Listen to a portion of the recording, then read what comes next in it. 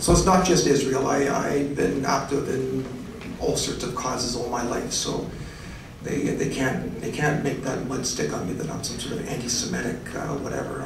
I just hate bullies. I don't care what religion or race they are.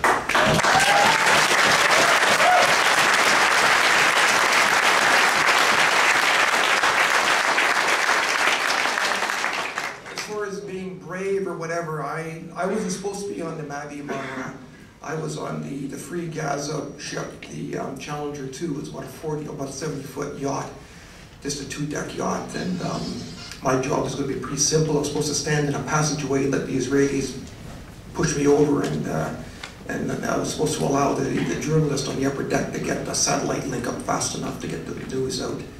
So my job was going to be pretty simple, just sort of like rugby, just stand in the way and not be violent.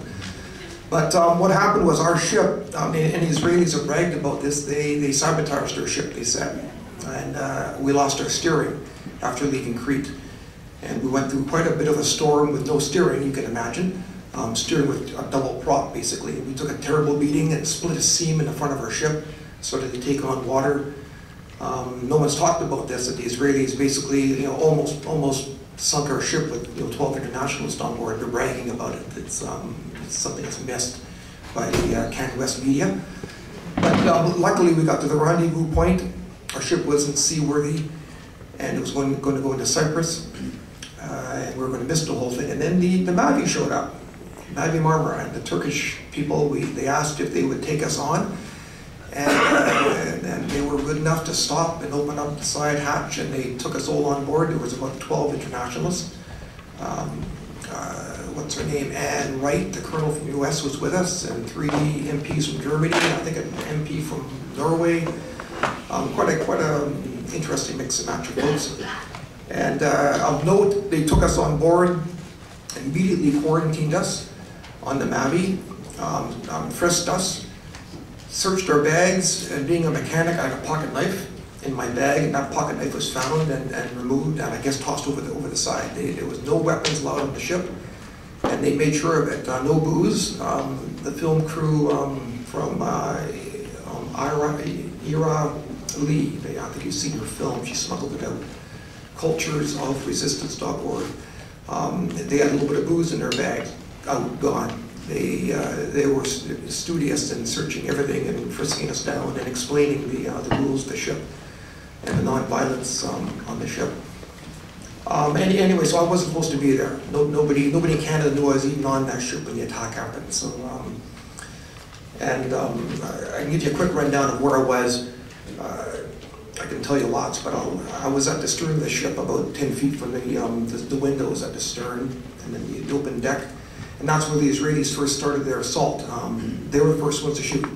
They lobbed percussion grenades, tear gas, rubber bullets, flash grenades over the side onto the back deck within feet of me. And in 1 minute, over seconds, it turned into a nightmare on the back deck. And in that nightmare were the aid workers with fire hoses and 10-foot poles trying to push the Israelis away from the ship. And they succeeded. I guess the Israelis weren't expecting anybody to take them on, and they did, under a hail of rubber bullets and flash grenades. And so then I moved away from the windows with my camera, and I was there. My plan originally was I was going to sail in with a flotilla and then stay in Gaza as a human shield with the ISM. You just heard about the ISM there. And that's what the plan was. So I thought, well, I'll do my human shield, human rights observer work. So I moved to the center stairwell from deck 2. I was on deck 2. Deck 1, there was no access from outside, and that was where the women were. I think about 50 to 100 women, and the one child, 11-month-old child of the chief engineer. And then I was on deck 2. Then there was deck 3 with more accommodation. Then deck 4 was the bridge deck, and you couldn't get to the bridge from my stairwell, but it was the bridge deck. You had to go out in the open to get there. I didn't go out in the open. I'm here to say I'm alive, so I didn't go out in the open. But so I spent my time in that stairwell. I went up to the 4th deck, and fairly quickly I saw at least two Israeli commandos being brought in. They were, by the time I saw them, they had their weapons, main weapons removed from them, the machine guns and the automatic pistol. And I watched the Turks take everything else off them, their backpacks, their ammo belts. I think they had a knife on their pant leg, I believe. Disarmed them. These young fellows were terrified. Their eyes were as big as saucers. They were yammering and yelling and squirming around. But and of note, again, this is what I saw. I didn't see the first shot, so don't even ask me. But what I saw was the Turks had this fellow surrounded, holding him down while they were taking all the paraphernalia off him. A very large man came up the stairs and tried to lean over and give him a haymaker. He wanted at this man. Because by then, the Israelis were shooting. By then, they were picking people off on the decks. This large Turk tried to reach across and lay one on this fellow. The two Turkish aid workers who had this soldier's feet dropped his feet, turned, pushed this fellow down the stairs, pinned him in the corner, and were yelling at him. I'm guessing, saying, "Don't do that. You don't touch this man." And they pinned him against the wall, and then the Turks very quickly rushed this guy down the stairs. He didn't look injured to me. There was a bit of blood on him, but I think out of his nose. But they rushed him down the stairs to. I followed him down to make sure nothing else happened. Again, that's what I'm there for, I thought. And they got him down to the medical deck at the bottom, then I went back up. And there's photos online showing them giving these Israelis medical care. So they were trying to protect the soldiers, which is important because I'm hearing from Netanyahu that this was a setup, that this was jihadists wanting to draw the Israelis in and kill them. They protected, the soldier I saw, the one for sure, they protected him from being ripped apart, potentially. And they gave him medical care. And then they took him down to the first deck to protect him from anything out of sight. And then I saw a second soldier come in. He was bloodied on the face and bleeding nose. And they hurried him right down the stairs. I couldn't even keep up. And but they rushed him down the stairs. And there's photographs of him being given medical care on deck 2, I believe. And then he took him to deck 1 where he was out of harm's way. And I hear there was 2 more. I didn't see them. But then immediately after that, the bodies flowed in. You couldn't count them. It was just a stream of bodies being dragged in the doorways into that stairwell and down the stairs.